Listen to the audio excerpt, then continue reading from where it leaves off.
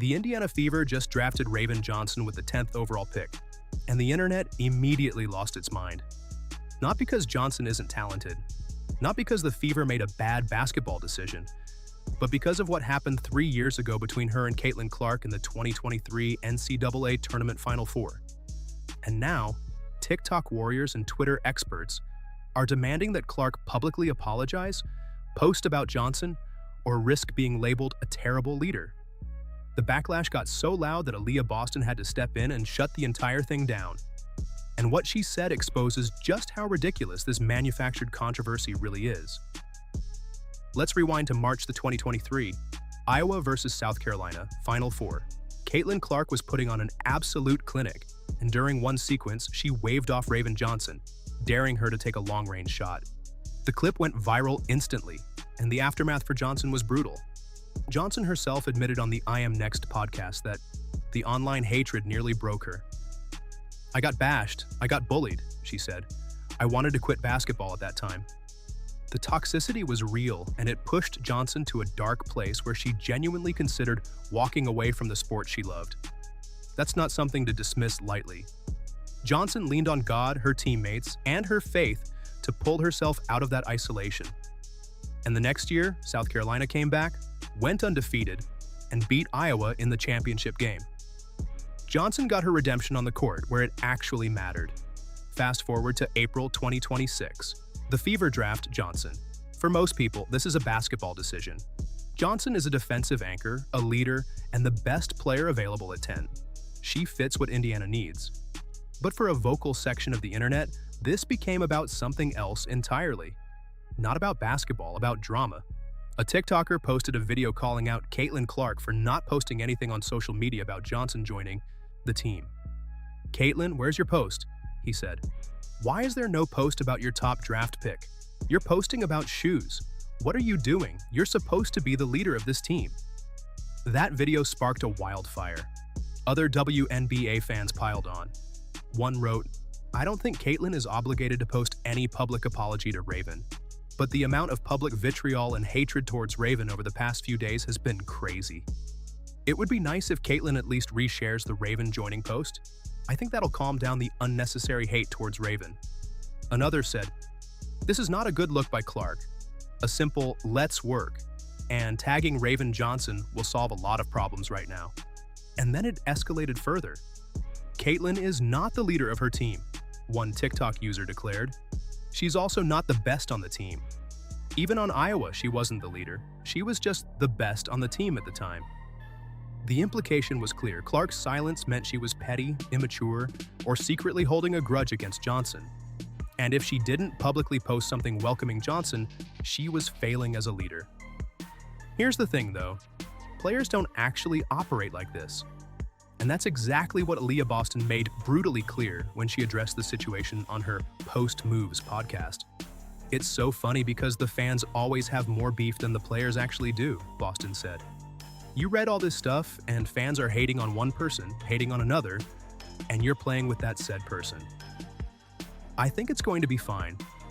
If you want more breakdowns like this on the Fever, Caitlin Clark, and the real stories behind the headlines, hit that subscribe button and turn on notifications so you never miss an update." Let's get into what's really happening here. Boston didn't just dismiss the controversy, she dismantled it.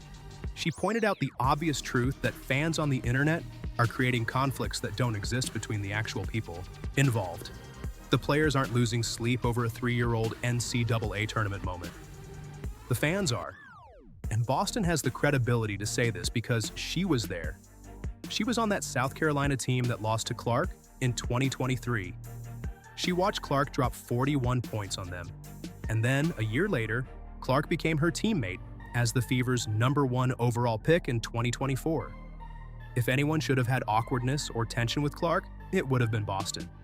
But Boston explained exactly how that went. "When Caitlin Clark came after that year, they beat us, we had to talk about it," she said. "It was one of those things like, wow, you dropped 40 on our heads. But you moved past it. That's it. One conversation. They acknowledged it, they moved on. Because they're professionals. The entire TikTok pile-on demanding Clark post about Johnson reveals a fundamental misunderstanding of how professional sports actually work. Social media isn't the locker room. Instagram posts aren't team chemistry. And the idea that Clark owes the internet a public statement to prove she's not secretly bitter is absurd on its face. Clark has never been the type of player to perform her relationships for public approval. She doesn't run a PR campaign every time something happens. She plays basketball, she competes, and when it's time to talk, she talks. But the idea that her value as a leader is measured by whether she reposted a Fever announcement on Instagram is genuinely unhinged. Let's also address the elephant in the room. The people demanding Clark post about Johnson aren't actually worried about Johnson's feelings. They're creating content, they're farming engagement, they're turning a non-issue into a controversy because controversy gets clicks. And the proof is in what they're ignoring. Johnson herself hasn't said a single word suggesting she's upset with Clark. She hasn't posted anything implying there's tension.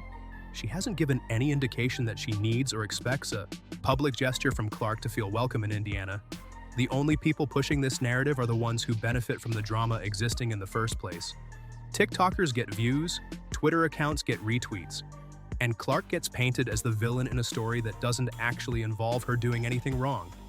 Boston's response cuts straight through that noise. She's not defending Clark because she has to.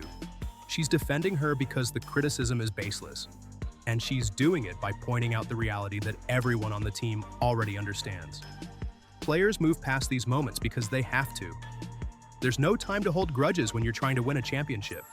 The fact that Boston had to come out and say this publicly shows how far removed the online discourse is from what's actually happening inside the Fever organization. The players don't care, the coaches don't care, the front office doesn't care. The only people who care are the ones creating the narrative for content. And that's what makes this situation so exhausting for everyone involved. Clark isn't obligated to perform her leadership on social media to satisfy people who have no stake in the Fever's success. Johnson doesn't need Clark to post about her to feel valued, and Boston shouldn't have to explain basic professional dynamics to grown adults on the internet. But here we are, because the same people who claim to care about player mental health and the toxicity of online spaces are the ones fueling that exact toxicity when it serves their engagement metrics. Let's be real about what's happening here. This isn't about Johnson. This isn't about leadership. This is about people wanting Clark to be something she's not. They want her to fit into a specific box of how a leader should act, how a teammate should behave, and how a public figure should navigate controversy. And when she doesn't do that, when she just continues being herself and focusing on basketball, they frame it as a flaw. They call it poor leadership. They say she's not a good teammate. They create a problem where none exists and then demand she fix it. Boston's defense of Clark matters because it comes from someone who actually knows what's going on behind closed doors. She's in the locker room. She's at practice. She's in the team meetings.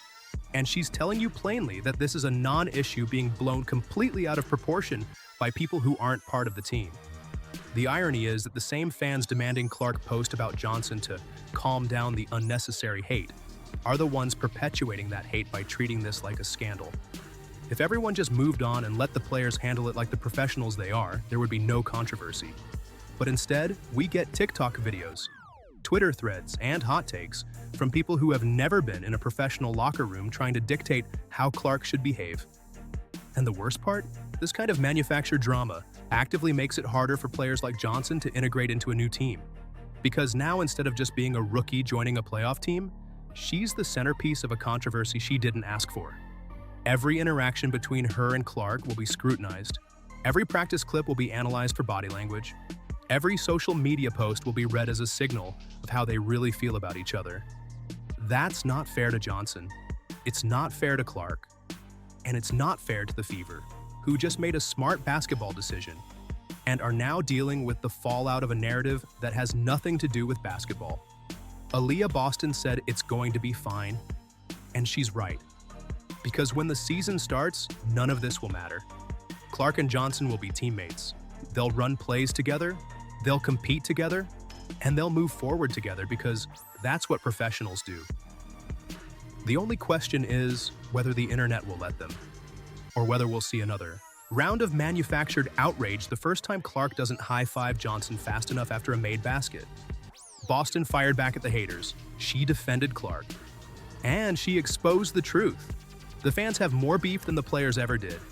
It's time to let the players play and stop creating drama where none exists. What do you think? Was Aaliyah Boston right to shut this down? Or should Caitlin Clark have posted about Raven Johnson?